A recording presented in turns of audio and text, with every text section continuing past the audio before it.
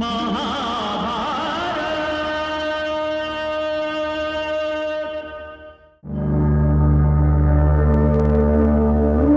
जानता हूं माते कि हस्तिनापुर अब जमोद से सुरक्षित हो गया है और अब मैं अपने शरीर को त्याग सकता हूं,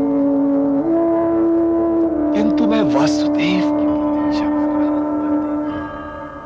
मैं चाहता हूं कि जब मैं इस शरीर को त्यागूं तो मेरी दृष्टि उनके मुखड़े पर रहे।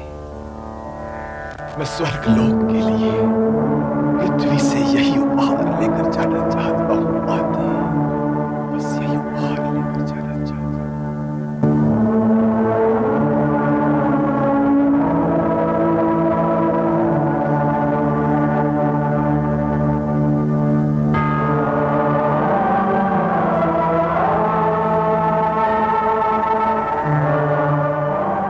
प्रणाम पितामह। गंगा पुत्र, सादर प्रणाम।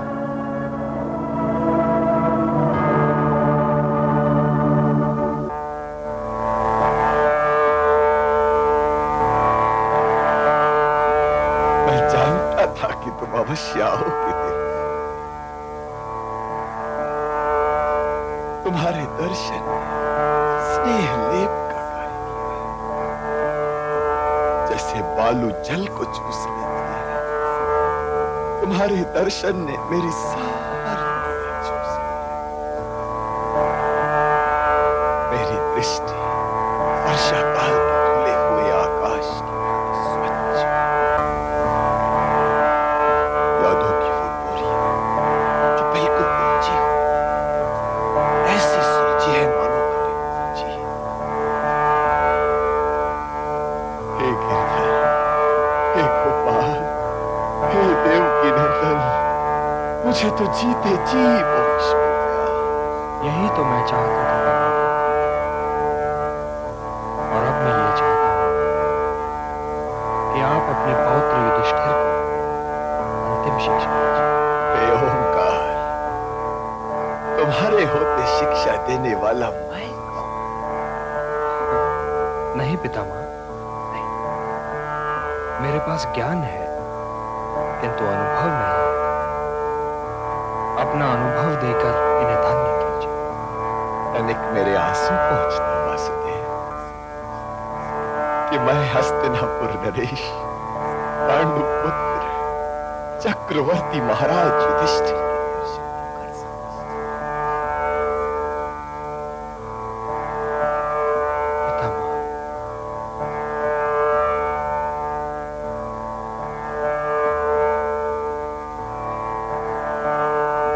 हस्तिनापुर नरेश की जय हो। और अब मुझे स्वर्गलोक की ओर प्रस्थान की आज्ञा दो। जो नहीं देखना था वो भी देखा, और जो देखने के लिए जी रहा था वो भी देख लिया। नहीं पितामह, नहीं, मैं आपको जाने नहीं दूंगा पितामह, मैं आपको जाने नहीं दूंगा, मैं आपको जाने नहीं दूंगा पितामह। तूने ऐसे बाण नहीं मारे वत्स जिनके घाव भर जाए। अरे ये घाव तो मेरे सारे जीवन की कमाई है वत्स, सारे जीवन की कमाई। देख, अब मुझे जाने दे। हट ना कर वत्स, हट ना कर। मेरी एक अंतिम सेवा कर दे वत्स। मेरे माथे पर मेरी मातृभूमि की थोड़ी सी मिट्टी रख। नहीं, नहीं, नहीं, मैं आपको जाने नहीं दूंगा। अरे वत्स, रो मत, रो मत। अरे ये तो बड़े हर्ष की घड़ी है। तेरा पितामह आज अपनी मातृभूमि के ऋण से मुक्त हुआ है। हे पुत्र, हे राजन, मैं एक पराजित योद्धा में हूं और एक पराजित। मुझसे ये सीखो पुत्र कि एक अच्छे योद्धा को अच्छे नागरिक को क्या नहीं करना चाहिए। विदुर ने मुझसे बार बार मेरे सामने गिड़गिड़ाया कि हे ताश्री, हस्तिनापुर के राज सिंहासन की ओर न देखिए, स्वयं हस्तिनापुर, क्योंकि यदि हस्तिनापुर ही नहीं होगा, ये सिंहासन कहां से होगा। किंतु अपनी प्रतिज्ञा की मर्यादा में झगड़ा मैं हस्तिनापुर के राज सिंहासन पर बैठे हस्तिनापुर के राजा धृतराष्ट्र में अपने पिताश्री की छवि। देश से बड़ा कोई नहीं होता पुत्र, कोई भी नहीं, न पिता न पुत्र न कोई प्रतिज्ञा। मेरी प्रतिज्ञा मुझे अपने देश के हितों से दूर करती चली गई, और अपनी उस प्रतिज्ञा को फिर भी मैं छाती से लगाए रहा और अपने देश को सर्वनाश के मार्ग की ओर जाने दिया। अपनी प्रतिज्ञा के प्रति मेरी निष्ठा मुझे देशद्रोह के मार्ग पर ले गई है पुत्र, देशद्रोह के मार्ग। बाणों की इस शैया पर लेटा ये एक देशद्रोही हस्तिनापुर के विभाजन का कारण मैं हूं, लाक्षागृह का उत्तरदायी मैं, द्रौपदी का वस्त्र हरण करने वाले मेरे यही हाथ हैं, जिन्हें मेरे प्रिय अर्जुन के बाणों ने इस देश की भूमि में ठोक दिया। हर बाण मुझसे कह रहा है, हर घाव मुझसे कह रहा है, इस भूमि को पहचान। हे गंगा पुत्र देवव्रत, अपनी इस भूमि को पहचान। अपने पिता की छवि के लिए तूने इसे छोड़ा। हे पुत्र, मैं वो क्षत्रिय हूं जो अपनी प्रतिज्ञा का दास बनकर जिया। मेरे साथ मेरी मातृभूमि के अपमान का यह अध्याय भी समाप्त हो जाएगा। पुत्र, मेरे इन श्वेत वस्त्रों पर कहीं न कहीं मेरे बहन का धब्बा, जिसे पश्चाताप का कोई आंसू नहीं हो सकता। इसलिए हे पुत्र, तुम भी कभी ऐसी प्रतिज्ञा ना करना जो कटार बनकर तुम्हें काट कर अपने देश से अलग कर दे। और यदि तुमने ऐसी भूल की ना पुत्र, तुम्हारा अंत भी बाणों में से ऐसी शैया होगा। क्योंकि जब जब कोई देवव्रत देश के हितों का मार्ग रोक कर खड़ा होगा, तब तब उसे बाणों की शैया पर लिटाने के लिए कोई न कोई अर्जुन अवश्य सामने आएगा। यही तो राजनीति का रूप है। पुत्र, देश के हितों से बढ़कर तो राजा का हित और कोई हो ही नहीं सकता। पुत्र, यदि तुम्हें दिखाई दे तुम्हारा ऐसा कोई हित है, तो समझ लो कि तुम भी राजधर्म से भटक गए। देश राजा के लिए नहीं होता, राजा देश के लिए होता है। और वो राजा कभी अपने देश के लिए शुभ नहीं होता पुत्र, जो अपने देश के आर्थिक और सामाजिक रोगों के लिए अपने अतीत को उत्तरदायी ठहराकर संतुष्ट होता है। यदि अतीत ने तुम्हें एक निर्बल आर्थिक और सामाजिक ढांचा दिया है, तो उसे सुधारो, उसे बदलो पुत्र, क्योंकि अतीत तो यूं भी वर्तमान की कसौटी पर कभी खरा नहीं उतर सकता। क्योंकि यदि अतीत स्वस्थ और उसमें देश को प्रगति के मार्ग की ओर ले जाने की शक्ति होती, तो फिर परिवर्तन ही क्यों? और एक बात और अच्छी तरह से सुनो, किसी समाज की कुशलता की सही कसौटी यही है कि वहां नारी जाति का मान होता है या उसका अपमान किया जाता है। देश की सीमा माता के वस्त्र की भांति आदरित है। उसकी सदैव रक्षा करना पुत्र, सदैव रक्षा करना। इन्हें धर्म और राजधर्म के विषय में भी कुछ बताइए पितामह।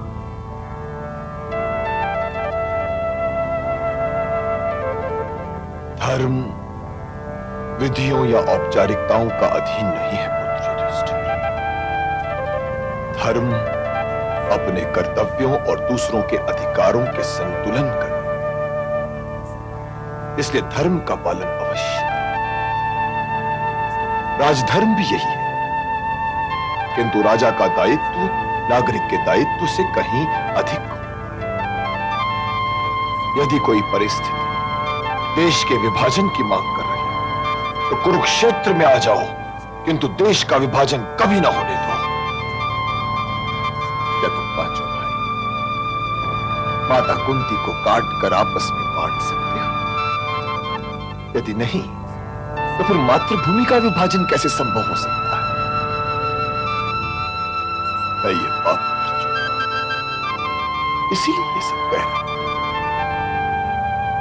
युद्ध को टालने के लिए मैंने अपने देश का विभाजन तक स्वीकार कर लिया, किंतु तुम ये कभी न करना युधिष्ठिर, तुम ये कभी न करना। अब मैं थक गया हूं वासुदेव। वैसे भी अब मुझे कुछ और नहीं कहना।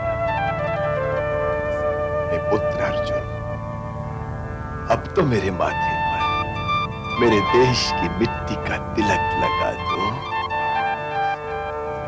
ये सौभाग्य मुझे प्राप्त करने दीजिएगा काका। जी तो मेरा भी यही चाहता था देवकी नंदन, और मैं तुम्हें आदेश तो नहीं दे सकता था ना।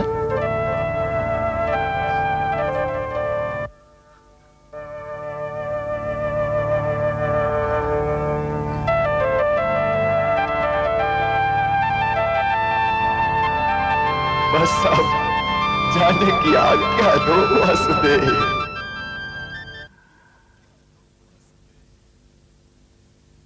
हे मातृभूमि, अब मुझे अपने माता श्री के पास जाने की आज्ञा दीजिए।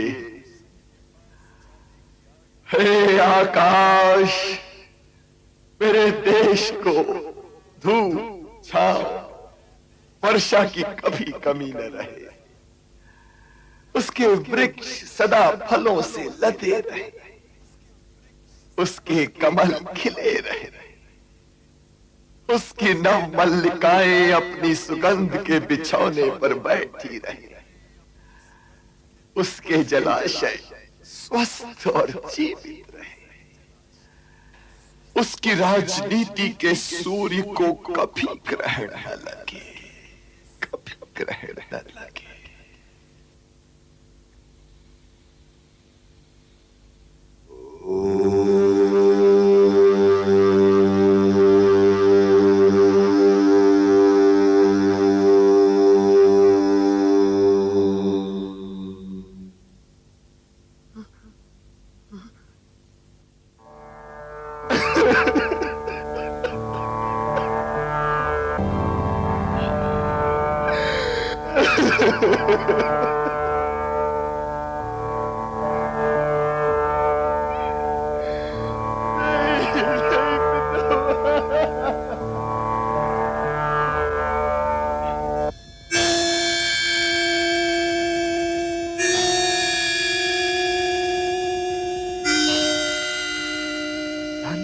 वे आंखें जो नश्वर के अनश्वर होने का दृश्य देख रही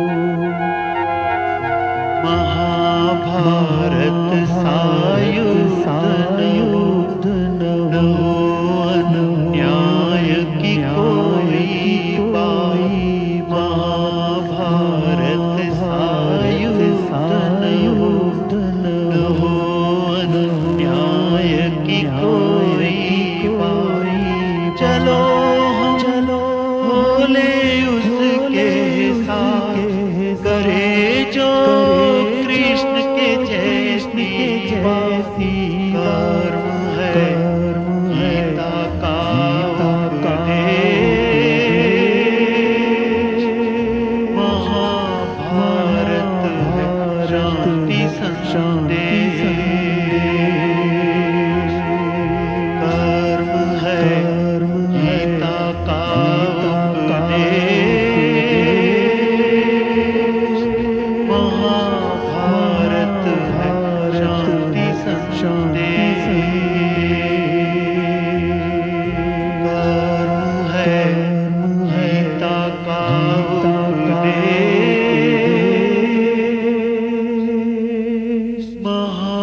महाभारत है शांति